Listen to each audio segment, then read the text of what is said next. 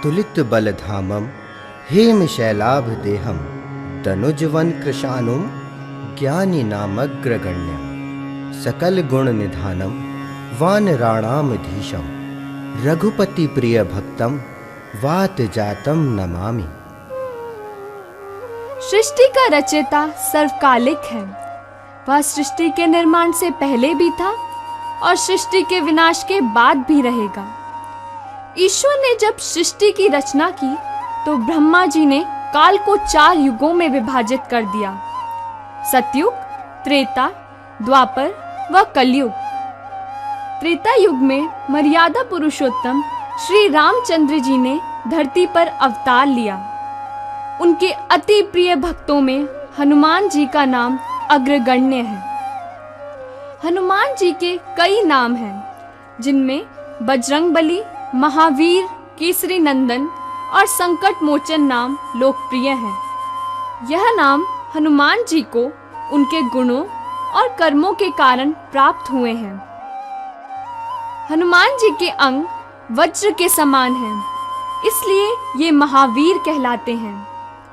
केसरी के पुत्र होने के कारण केसरी नंदन और भक्तों के हर संकट दूर करने के कारण संकट मोचन कहलाते हैं।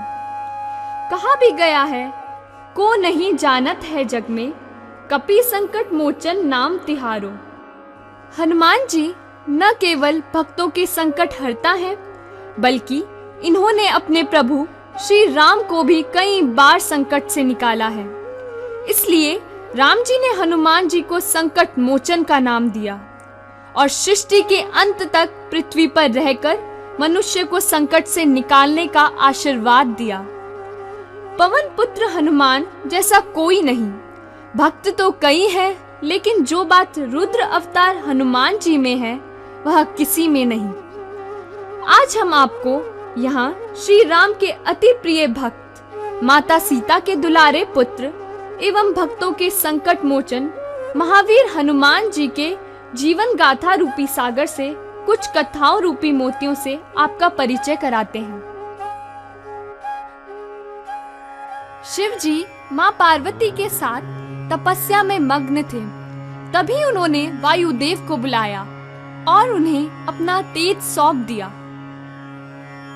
वायुदेव, आप मेरा ये तेज पृथ्वी पर स्थापित करें। जो आज्ञा प्रभु। किंतु एक बात का ध्यान रखें कि इस विषय में किसी को भी पता ना चले। वायुदेव, जो कि सुमेरु राज्य के कुलगुरु हैं, शिवजी द्वारा प्रदत्त तेज को रानी अंजना के गर्भ में स्थापित करते हैं और मारुति का जन्म होता है। मनोजवम मारुततुल्य वेगम कृतेन्द्रियम बुद्धिमतां वरिष्ठं वातात्मजं वानरयोद्धमुख्यं श्रीरामदूतं शरणं तपस्त्री। बचपन में वे बहुत शरारती थे, जिससे उन्हें भूख भी बहुत लगती थी।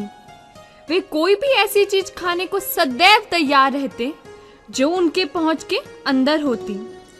एक दिन माता अंजना हनुमान को सोया छोड़कर वन में फल एकत्र करने गई। हनुमान जी कुछ ही पल में जग उठे और माता को ढूंढने लगे। माँ, माँ, माँ तुम कहाँ हो? अरे माँ तो कहीं भी दिखाई नहीं दे रही। मुझे तो बहुत भूख लगी है। माँ, तुम कोई आवाज क्यों नहीं दे रही हो? लगता है माँ मेरे लिए फल की तलाश में वन में गई है। अवश्य ही मेरे लिए रसोई घर में खाने के लिए कुछ छोड़ कर गई होगी। मारुति रसोई में जाकर भोजन तलाशते हैं, किंतु उन्हें कुछ भी नहीं मिलता। तभी वे खिड़की के बाहर झांकते हैं तो देखते हैं कि एक लाल रंग की गेंद पूर्व दिशा में उदय हो रही है। वास्तव में वहां सूर्य उदय हो रहा था।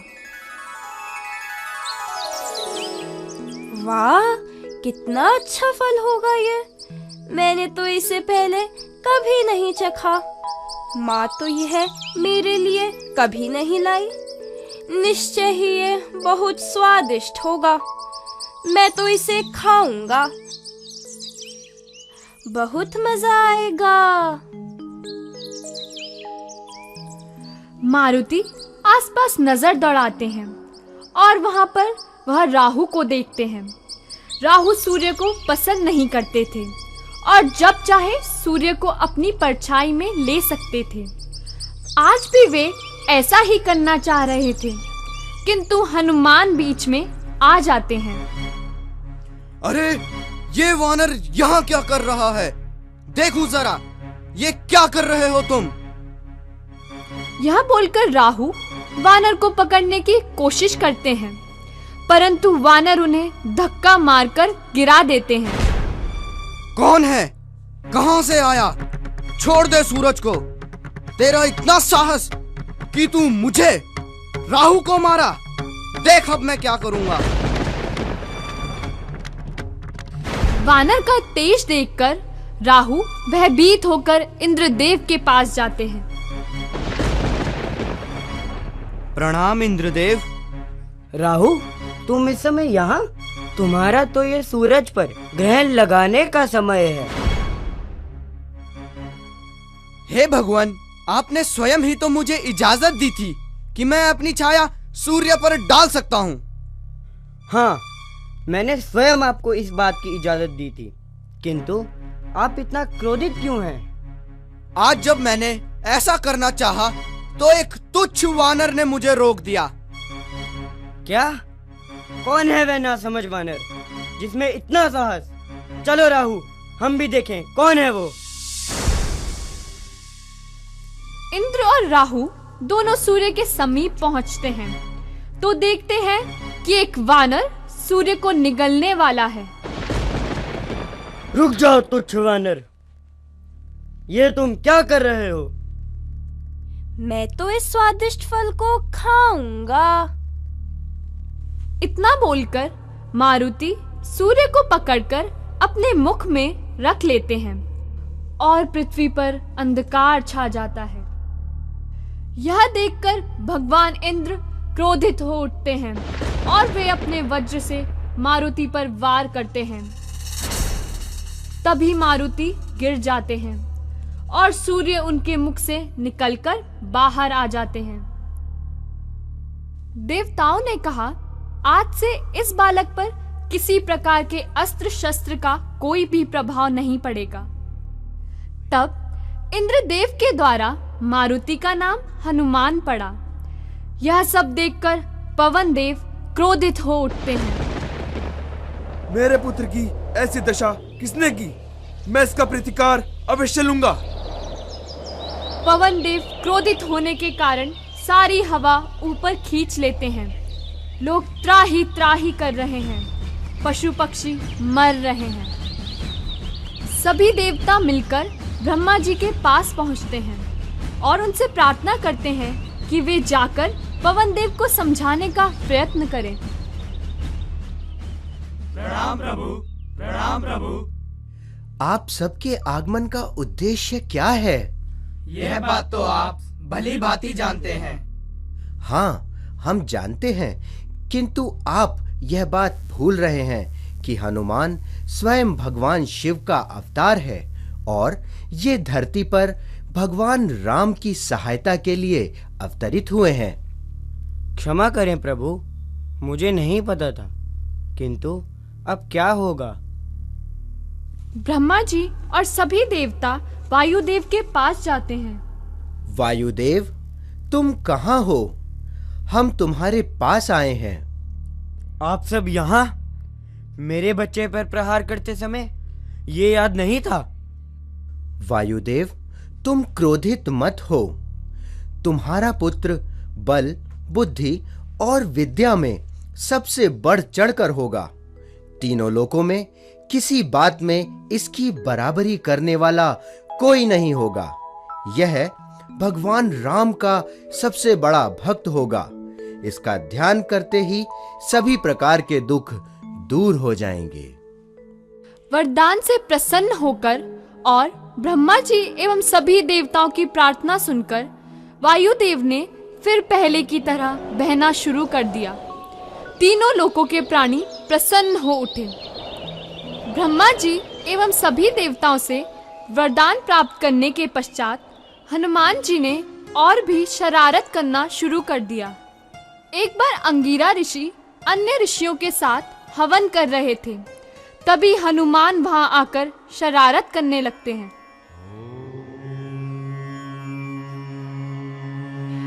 क्यों ना मैं जाकर इन ऋषियों की तपस्या भंग कर दूं?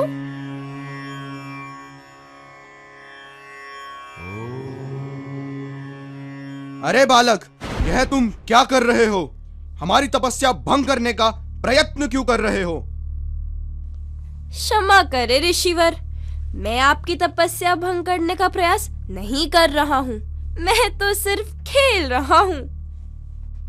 अच्छा, तुम्हें खेलने में बहुत आनंद आ रहा है। मैं तुम्हें श्राप देता हूँ कि तुम अपने उड़ने की सारी शक्तियां भूल जाओगे। श्राप पाते ही हनुमान धरा पर गिर पड़े और फिर माता अंजनी का प्रवेश होता है।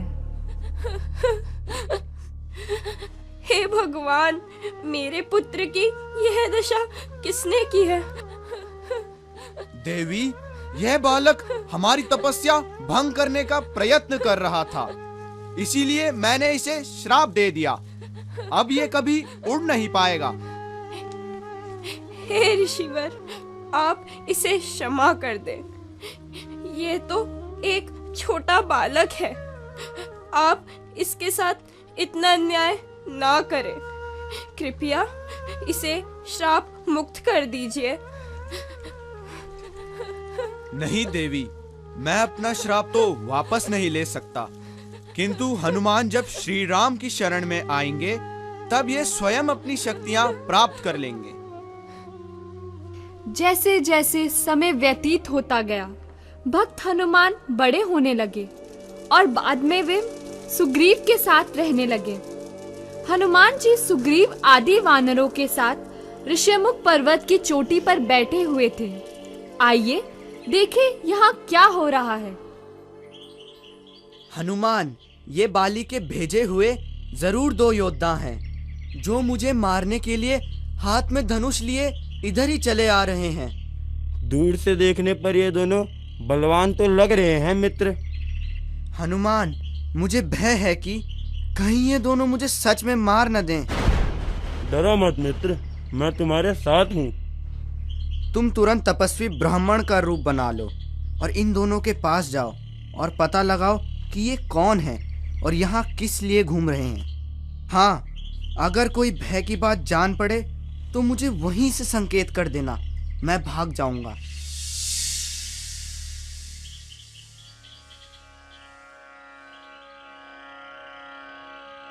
प्रणाम प्रभु, आप लोग कौन हैं? कहाँ से आए हैं? यहाँ की धरती बहुत कठोर है। किस कारण से आप यहाँ घूम रहे हैं? आपको देखकर लगता है कि आप कोई प्रसिद्ध ऋषि हो। अपना परिचय देकर हमारा उपकार करें। राक्षसों ने मेरी पत्नी सीते का हरण कर लिया है। हम उन्हें खोजते हुए घूम रहे हैं। हे ब्राह्मण देव, मेरा नाम राम है तथा मेरे भाई का नाम लक्ष्मण। हम अयोध्या नरेश राजा दशरथ के पुत्र हैं। कृपया आप अपना परिचय दें। हनुमान श्री रामचंद्र जी की बातें सुनकर जान लेते हैं कि ये तो स्वयं भगवान हैं। बस वे तुरंत ही उनके चरणों पर गिर पड़े। राम ने उन्हें गले से लगा लिया। प्रभु, आप तो सारे संसार के स्वामी हैं। मुझसे मेरा परिचय क्यों पूछ रहे हैं? आपकी सेवा करने के लिए ही तो मेरा जन्म हुआ है। आप मुझे अपने परम चरणों में जगह दीजिए। हनुमान जी राम और लक्ष्मण जी को लेकर सुग्रीव के पास आए और उनका परिचय कराया। राम ने उन्हें अपना मित्र बनाया और दुष्ट बाली को मारकर उन्हें किष्किंधा का राजा बना दिया। सीता को खोजने के लिए वानरपति सुग्रीव की आज्ञा पाकर सभी वानर और भालू सीता जी का पता लगाने अलग अलग दिशाओं में चल पड़े। सुग्रीव ने अंगद, नल, नील, जामवंत और हनुमान जी को दक्षिण दिशा में जाकर सीता जी की खोज करने के लिए कहा। जब सभी प्रस्थान करने लगे तब हनुमान जी ने आकर श्री रामचंद्र जी के चरणों पर अपना मस्तक रखकर जाने की आज्ञा मांगी। श्री राम जी ने खुशी से हनुमान जी को उठाकर अपने हृदय से लगा लिया और उनके सिर पर अपना हाथ रखते हुए बोले, पवन पुत्र, मुझे पूर्ण विश्वास है कि तुम मेरी प्रिय सीते का समाचार लेकर यहाँ लौटोगे। तुम्हारा बल, पराक्रम गुण, सदाचार व संयम अतुलनीय है। प्रभु, आपके आशीर्वाद से मैं अवश्य माता सीता का समाचार लेकर जल्दी ही आपके पास आऊंगा। हनुमान, तुम तो सीते को पहचानते नहीं हो और सीते ने भी तुम्हें कभी नहीं देखा है, इसलिए मैं तुम्हें अपना नाम लिखी हुई मुद्रिका देता हूँ, ताकि मुद्रिका देखकर सीते को यह विश्वास हो जाए कि तुम मेरे ही सेवक और दूत हो। तब सीते को मेरा यह सब संदेश कहना। जो आज्ञा प्रभु। सीता को ढूंढने हनुमान जी अंगद, जामवंत, नल और नील को लेकर निकल पड़े। जब समुद्र तक पहुंचे तब जामवंत ने कहा, हनुमान, केवल तुम्हारे पास ही समुद्र को पार करने की शक्ति है, अतः तुमने हमें शोक रहित कर दिया है।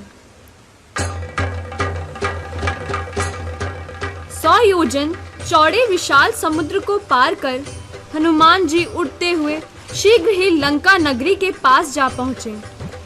सीता जी की खोज में हनुमान जी सावधानी पूर्वक आगे बढ़ ही रहे थे कि लंका की रक्षा करने वाली लंकिनी राक्षसी ने उन्हें पहचान लिया और रास्ता रोककर उनके आने का प्रयोजन पूछा। हनुमान जी की मुट्ठी के प्रहार से वह बेहोश हो गई, किंतु शीघ्र ही पुनः उठकर बोली, वानरवीर, अब मैंने तुम्हें पहचान लिया है।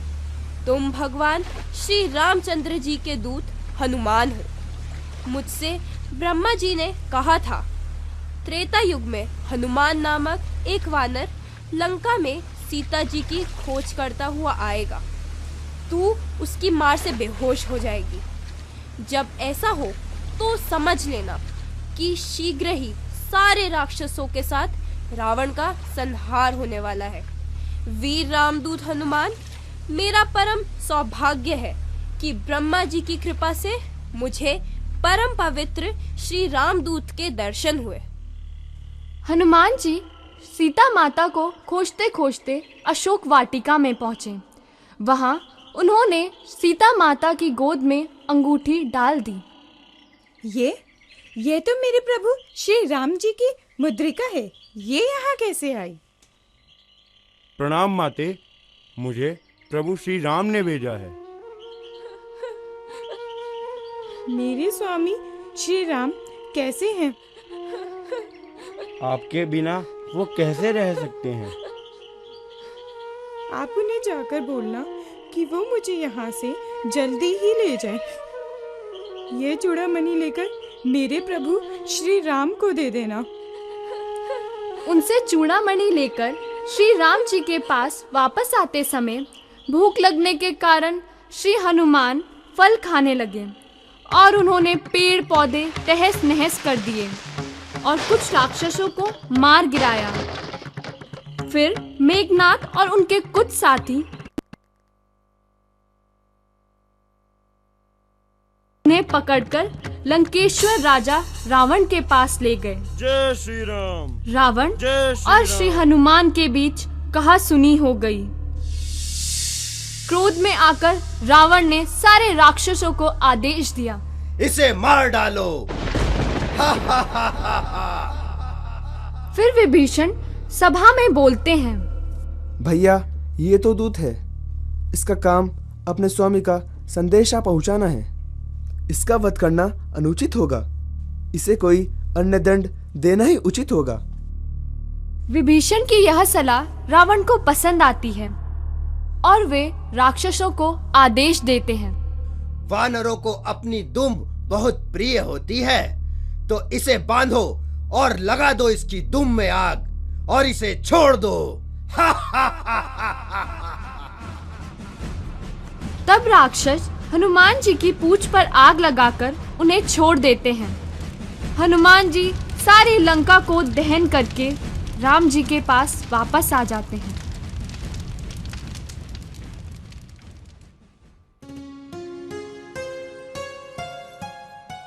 प्रणाम प्रभु, मैं माता सीता का पता लगाकर आ गया हूँ।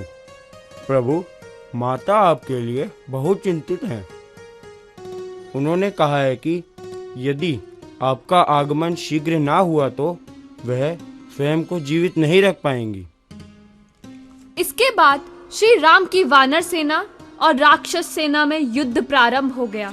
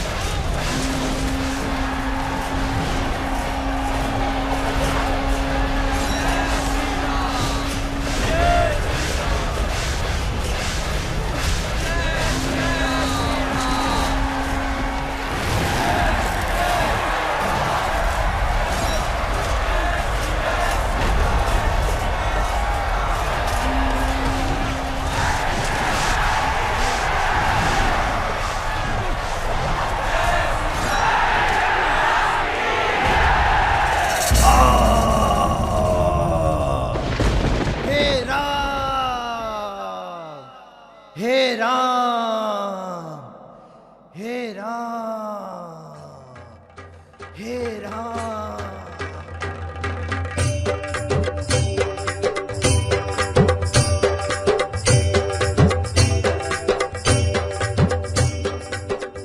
पाप और पुण्य की इस लड़ाई में पापी लोग पराजित हो गए और पुण्य वाले विजय होकर श्री राम जी के साथ अयोध्या वापस लौट गए।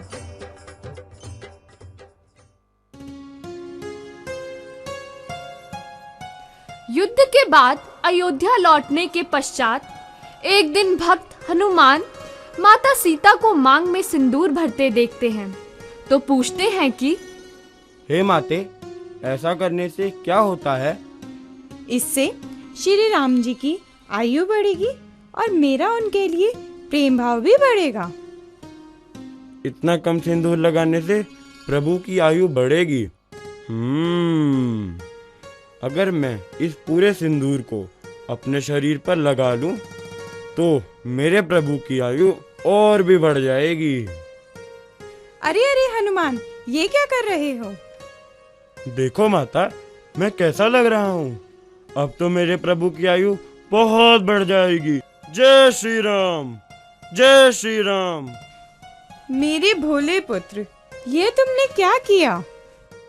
अयोध्या वापस लौटने पर चारों तरफ खुशियां छा जाती हैं। राज्याभिषेक के अवसर पर मर्यादा पुरुषोत्तम धर्मपरायण श्री राम ने मुनियों एवं ब्राह्मणों को नाना प्रकार के दान से संतुष्ट कर आशीर्वाद प्राप्त किया और सभा का आयोजन किया।